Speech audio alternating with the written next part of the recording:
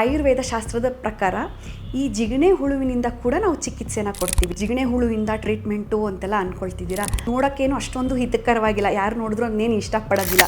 ಕೈಯಲ್ಲಿ ಮುಟ್ಲಿಕ್ಕಂತೂ ಯಾರೂ ಹೋಗೋದೇ ಇಲ್ಲ, ಅದು ತುಂಬ ಜಾರತ್ತೆ, ಅಷ್ಟೊಂದು ಹಿತಕರವಾಗಿಲ್ಲ.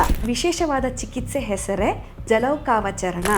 ಜಲೌಕ ಅಂತಂದರೆ ಜಿಗಣೆ, ಅವಚರಣ ಅಂದರೆ ಪ್ರೊಸೀಜರ್. ರಕ್ತಮೋಕ್ಷಣ ಅಂತ ಒಂದು ಮುಖ್ಯ ಚಿಕಿತ್ಸೆ ಇದೆ, ಆ ಚಿಕಿತ್ಸೆಯ ಇದು ಕೂಡ ಒಂದು ಪ್ರಕಾರ.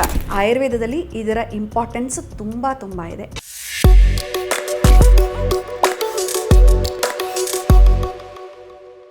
ನಮಸ್ಕಾರ, ನಾನು ನಿಮ್ಮ ಡಾಕ್ಟರ್ ಅಮೂಲ್ಯ. ಸೊ ಪ್ರಕೃತಿಯಲ್ಲಿ ಬಹಳ ಶ್ರೇಷ್ಠವಾದ ಸೃಷ್ಟಿ ಅಂತಂದರೆ ಮಾನವ, ಇದರಲ್ಲಿ ಯಾವುದೇ ಅನುಮಾನ ಇಲ್ಲ. ಆದರೆ ಈ ಮಾನವನಿಗೆ ಏನಾದರೂ ಆರೋಗ್ಯ ಸಮಸ್ಯೆ ಆದರೆ ಈ ಪ್ರಕೃತಿಯಲ್ಲಿರುವಂಥ ಜೀವಿಗಳೇ ಮತ್ತು ಸಸ್ಯಗಳೇ ಬಹಳಷ್ಟು ರೀತಿಯಾದಂಥ ಪರಿಹಾರ ಕೊಡ್ತವೆ. ಅದಕ್ಕೆ ಅಂತ ಇರೋ ಉತ್ತಮ ಉದಾಹರಣೆ ಅಂತಂದರೆ ಜಿಗಣೆ ಹುಳು. ಏನಿದು ಜಿಗಣೆ ಹುಳು ಅಂತ ಹೇಳ್ತಾ ಇದ್ದೀರಾ? ಹೌದು, ನಮ್ಮ ಆಯುರ್ವೇದ ಶಾಸ್ತ್ರದ ಪ್ರಕಾರ ಈ ಜಿಗಣೆ ಹುಳುವಿನಿಂದ ಕೂಡ ನಾವು ಚಿಕಿತ್ಸೆನ ಕೊಡ್ತೀವಿ. ಈ ವಿಶೇಷವಾದ ಚಿಕಿತ್ಸೆ ಹೆಸರೇ ಜಲೌಕಾವಚರಣ. ಜಲೌಕ ಅಂತಂದರೆ ಜಿಗಣೆ, ಅವಚರಣ ಅಂದರೆ ಪ್ರೊಸೀಜರ್ ಅಥವಾ ಥೆರಪಿ ಅಂತ ಹೇಳ್ಬೋದು. ಸೊ ಇದು ಬಂದು ರಕ್ತಮೋಕ್ಷಣ ಅಂತ ಒಂದು ಮುಖ್ಯ ಚಿಕಿತ್ಸೆ ಇದೆ, ಆ ಚಿಕಿತ್ಸೆಯ ಇದು ಕೂಡ ಒಂದು ಪ್ರಕಾರ, ಒಂದು ಮೆಥಡಾಲಜಿ ಅಂತ ಹೇಳಬಹುದು. ಸೊ ಏನಿದು ಜಿಗಣೆ ಹುಳುವಿಂದ ಟ್ರೀಟ್ಮೆಂಟು ಅಂತೆಲ್ಲ ಅಂದ್ಕೊಳ್ತಿದ್ದೀರಾ. ಅದರಲ್ಲೂ ನೋಡೋಕ್ಕೇನು ಅಷ್ಟೊಂದು ಹಿತಕರವಾಗಿಲ್ಲ, ಯಾರು ನೋಡಿದ್ರು ಅದನ್ನೇನು ಇಷ್ಟಪಡೋದಿಲ್ಲ. ಕೈಯಲ್ಲಿ ಮುಟ್ಲಿಕ್ಕಂತೂ ಯಾರೂ ಹೋಗೋದೇ ಇಲ್ಲ ಅಲ್ವಾ, ಅದು ತುಂಬ ಜಾರತ್ತೆ, ಅಷ್ಟೊಂದು ಹಿತಕರವಾಗಿಲ್ಲ ಅದನ್ನು ಮುಟ್ಲಿಕ್ಕೂ ಕೂಡ. ಆದರೆ ಆಯುರ್ವೇದದಲ್ಲಿ ಇದರ ಇಂಪಾರ್ಟೆನ್ಸ್ ತುಂಬ ಇದೆ. ಇದಕ್ಕೆ ಬಹಳಷ್ಟು ರೀತಿಯಾದಂಥ ನಿದರ್ಶನಗಳಿದೆ. ಒಂದು ಏನಂತಂದರೆ, ನಿಮ್ಮೆಲ್ಲರಿಗೂ ಗೊತ್ತು, ನಮ್ಮ ಆಯುರ್ವೇದದಲ್ಲಿ ಸಮುದ್ರ ಮಂಥನದಲ್ಲಿ ನಮ್ಮ ಆರೋಗ್ಯ ದೇವತೆ ಧನ್ವಂತರಿಯವರು ಕೂಡ ಉದ್ಭವಿಸಿರ್ತಾರೆ. ಅವ್ರು ಬರುವಾಗ ಅಮೃತ ಕಲಶನ ಹೊತ್ತು ತೊಗೊಂಡ್ಬರ್ತಾರೆ ಅಂತ ಎಲ್ಲರೂ ಕೇಳೇ ಇರ್ತೀರ. ಇದ್ರ ಜೊತೆಗೆ ಕೆಲವು ಪೌರಾಣಿಕ ಪುರಾವೆಗಳ ಪ್ರಕಾರ ಅವರ 4 ಹಸ್ತದಲ್ಲಿ ಒಂದು ಕೈಯಲ್ಲಿ ಈ ಜಿಗಣೆ ಹುಳ ಕೂಡ ಇರುತ್ತೆ ಅಂತ ಹೇಳ್ತಾರೆ. ಯಾಕಂದರೆ ಇದು ಅಷ್ಟೊಂದು ಇಂಪಾರ್ಟೆನ್ಸ್, ಅದಕ್ಕೆ ಅಷ್ಟೊಂದು ಶ್ರೇಷ್ಠತೆಯನ್ನು ಕೊಟ್ಟಿದ್ದಾರೆ. ಇನ್ನೊಂದು ಏನಂತಂದರೆ, ಸಾವಿರಾರು ವರ್ಷಗಳ ಹಿಂದೆ ನಮ್ಮ ಪ್ರಾಚೀನ ವೈದ್ಯಕೀಯ ಪದ್ಧತಿಯಲ್ಲಿ ನಮ್ಮ ಚಿಕಿತ್ಸಕರು, ಆಗಿನ ಡಾಕ್ಟರ್ಸ್ ಅಥವಾ ಆಚಾರ್ಯರು ಏನಿದ್ರು, ಅವರು ತಮ್ಮ ಫಸ್ಟ್ ಏಡ್ ಕಿಟ್ಟೋ ಅಥವಾ ಸರ್ಜಿಕಲ್ ಕಿಟ್ ಅನ್ನೋದರಲ್ಲಿ ಈ ಜಿಗಣೆ ಹುಳನ ಕೂಡ ಇಟ್ಕೊಳ್ತಿದ್ರು. ಇದು ಬಹಳಷ್ಟು ರೀತಿಯಾದಂಥ ಎಮರ್ಜೆನ್ಸಿ ಸಿಚುವೇಷನಲ್ಲಿ, ಬಹಳ ಪ್ರೊಸೀಜರ್ಗಳಲ್ಲಿ ಇದು ಅವಶ್ಯಕತೆವಾಗಿತ್ತು. ಸೊ ಇಷ್ಟೊಂದು ಇಂಪಾರ್ಟೆಂಟ್ ಅಂದರೆ ಫಸ್ಟ್ ಏಡ್ ಕಿಟ್ಟಲ್ಲಿ ಇಟ್ಕೊಳ್ಳೋಷ್ಟು ಇದು ಇಂಪಾರ್ಟೆಂಟ್ ಇತ್ತು. ಸೊ ಯಾಕೆ ಈ ಜಿಗಣೆ ಟ್ರೀಟ್ಮೆಂಟ್ ಅಥವಾ ಲೀಚ್ ಥೆರಪಿ ಇಷ್ಟೊಂದು ಶ್ರೇಷ್ಠ? ಯಾಕಂದರೆ ಅದರಲ್ಲಿರುವಂಥ ಔಷಧಿ ಗುಣಗಳಿಂದ. ಸೊ ಇದು ಕೇವಲ ಅಶುದ್ಧವಾದ ರಕ್ತ ಅಥವಾ ಕೆಟ್ಟ ರಕ್ತನ ಹೀರೋದು ಒಂದೇ ಕೆಲಸ ಅಲ್ಲ, ಇದರ ಎಂಜಲಲ್ಲಿ ಬಹಳಷ್ಟು ರೀತಿಯಾದಂಥ ಔಷಧಿ ಗುಣಗಳಿದ್ದು ಇದು ನಮ್ಮ ದೇಹಕ್ಕೆ ಬಹಳ ರೀತಿಯಾದಂಥ ಆರೋಗ್ಯಕರ ಲಾಭಗಳನ್ನ ಕೊಡುತ್ತೆ.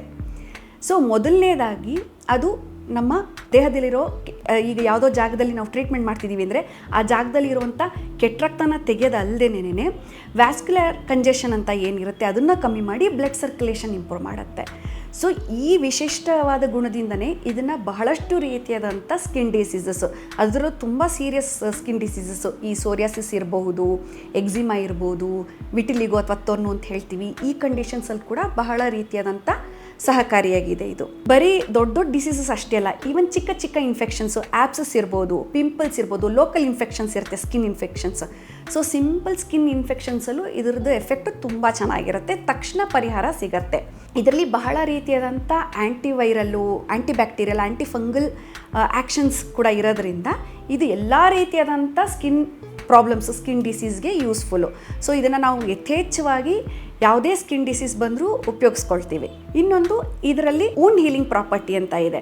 ಸೊ ಏನಾಗತ್ತಂದರೆ, ಯಾವುದೋ ಒಂದು ಗಾಯ ಆಗಿದೆ, ಸೊ ಇಲ್ಲ ಸರ್ಜರಿ ಆಗಿದೆ, ಒಂದು ಗಾಯ ಮಾಯ್ತಾ ಇಲ್ಲ ಅಂತಂದರೆ ಇದನ್ನು ಆ ಟೈಮಲ್ಲಿ ಕೂಡ ಬಳಸ್ಕೊಳ್ತೀವಿ.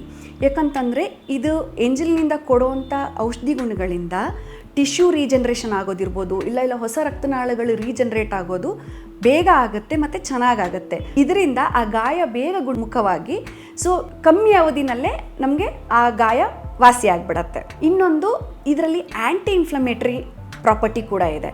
ಸೊ ಆ್ಯಂಟಿ ಇನ್ಫ್ಲಮೇಟ್ರಿ ಪ್ರಾಪರ್ಟಿ ಇದ್ದಾಗ ಏನಾಗುತ್ತೆ, ಯಾವುದೇ ರೀತಿಯಾದಂಥ ದೇಹದಲ್ಲಿ ಇನ್ಫ್ಲಮೇಟ್ರಿ ಕಂಡೀಷನ್ಸು, ಇನ್ಫ್ಲಮೇಷನ್ ಇದ್ದಾಗ ಅಥವಾ ಈವನ್ ಪೇನ್ಫುಲ್ ಕಂಡೀಷನ್ಸ್.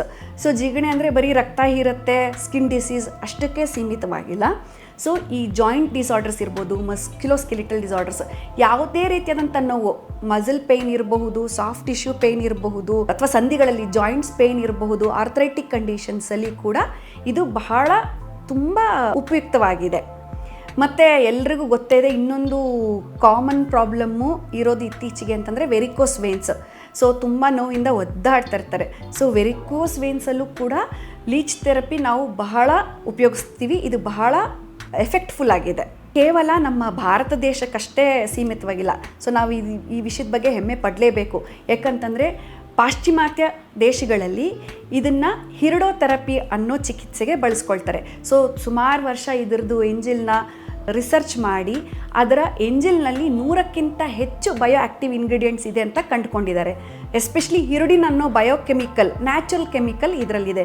ಸೊ ಇದಕ್ಕೂ ಬಹಳ ರೀತಿಯಾದಂಥ ಔಷಧಿ ಗುಣಗಳಿದೆ ಅಂತ ಸೈಂಟಿಫಿಕ್ ಆಗಿ ಕೂಡ ಪ್ರೂವ್ ಆಗಿದೆ. ಸೊ ಇದನ್ನು ಅವರು ಕೂಡ ಸ್ಕಿನ್ ಡಿಸೀಸಸ್ಗೆ ಇರ್ಬೋದು, ಅಥವಾ ಪೇನ್ಫುಲ್ ಕಂಡೀಷನ್ಸ್ಗೆ, ಮತ್ತು ಎಸ್ಪೆಷಲಿ ಈ ಸರ್ಜರಿ ಆದಮೇಲೆ ಪೋಸ್ಟ್ ಸರ್ಜರಿ ರಿಕವರಿಗೆ ಇದನ್ನು ಬಹಳಷ್ಟು ಉಪಯೋಗಿಸ್ತಾರೆ.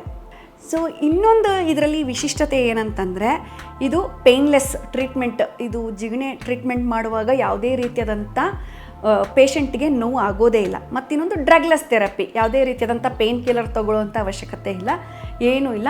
ಆ್ಯಂಡ್ ತುಂಬ ಕಷ್ಟಪಟ್ಟು ನಾವೂ ಡಾಕ್ಟರ್ ಇರ್ಬೋದು ಅಥವಾ ಯಾರಾದರೂ ಮಾಡೋರು ತುಂಬ ಕಷ್ಟಪಡಬೇಕಾಗಿಲ್ಲ. ಪೇಷಂಟೂ ಏನು ಇದಕ್ಕೆ ಕಷ್ಟಪಟ್ಟು ಅನ್ಕಂಫರ್ಟೇಬಲ್ ಆಗುವಂಥದ್ದು ಏನಿಲ್ಲ. ಆರಾಮಾಗಿ ರಿಲ್ಯಾಕ್ಸ್ಡಾಗಿ ಅವರು ಇರೋ ಪೊಸಿಷನಲ್ಲೇ ಜಿಗಣೆ ಹುಳುನ ನಾವು ಅಪ್ಲೈ ಮಾಡಿದ್ರೆ ಅದ್ರ ಪಾಡ್ಗೆ ಅದು ತನ್ನ ಕೆಲಸ ಮಾಡುತ್ತೆ. ಸೊ ಇದಕ್ಕಿಂತ ಸಿಂಪಲ್ ಆಗಿರೋಂಥ ಟ್ರೀಟ್ಮೆಂಟು ತುಂಬ ಕಮ್ಮಿ ಅಲ್ವಾ. ಮತ್ತು ಇನ್ನೊಂದು ಸೈಡ್ ಎಫೆಕ್ಟ್ಸ್ ಯಾವುದೇ ಇಲ್ಲ. ಅದು ನ್ಯಾಚುರಲ್ ಟ್ರೀಟ್ಮೆಂಟ್ ಇರೋದ್ರಿಂದ, ಅದರ ಇಂಗ್ರೀಡಿಯೆಂಟ್ಸ್ ಎಲ್ಲ ನ್ಯಾಚುರಲ್ ಆಗಿರೋದ್ರಿಂದ ಯಾವುದೇ ರೀತಿಯಾದಂಥ ಸೈಡ್ ಎಫೆಕ್ಟ್ ಕೂಡ ಇಲ್ಲ. ಮತ್ತು ಇದರಿಂದ ವಾಸಿಯಾಗಿರೋ ಕಂಡೀಷನ್ಗಳು ಮತ್ತೆ ಮತ್ತೆ ಮರುಕಳಿಸೋದು ಕೂಡ ಬಹಳ ಅಪರೂಪ. ಸೊ ಆದಷ್ಟು ಚೆನ್ನಾಗಿ ರಿಕವರಿ ಆಗುತ್ತೆ, ಯಾವುದೇ ರೀತಿಯಾದಂಥ ಸಮಸ್ಯೆ ಇರ್ಬೋದು. ಸೊ ಈಗ ನಿಮಗೆಲ್ಲರಿಗೂ ಗೊತ್ತಾಯ್ತಲ್ಲ ಜಿಗಣೆ ಹುಳುವಿನ ಶ್ರೇಷ್ಠತೆ. ಸೊ ನಿಮ್ಮಲ್ಲಿ ಯಾರಿಗಾದರೂ ಈ ನಾನು ತಿಳಿಸ್ಕೊಟ್ಟಂಥ ಆರೋಗ್ಯ ಸಮಸ್ಯೆ ಇದ್ದರೆ ಖಂಡಿತ ನುರಿತ ಆಯುರ್ವೇದ ತಜ್ಞರ ಹತ್ರ ಹೋಗಿ ಈ ಚಿಕಿತ್ಸೆ ಬಗ್ಗೆ ಇನ್ನಷ್ಟು ತಿಳ್ಕೊಳ್ಳಿ. ಧನ್ಯವಾದ.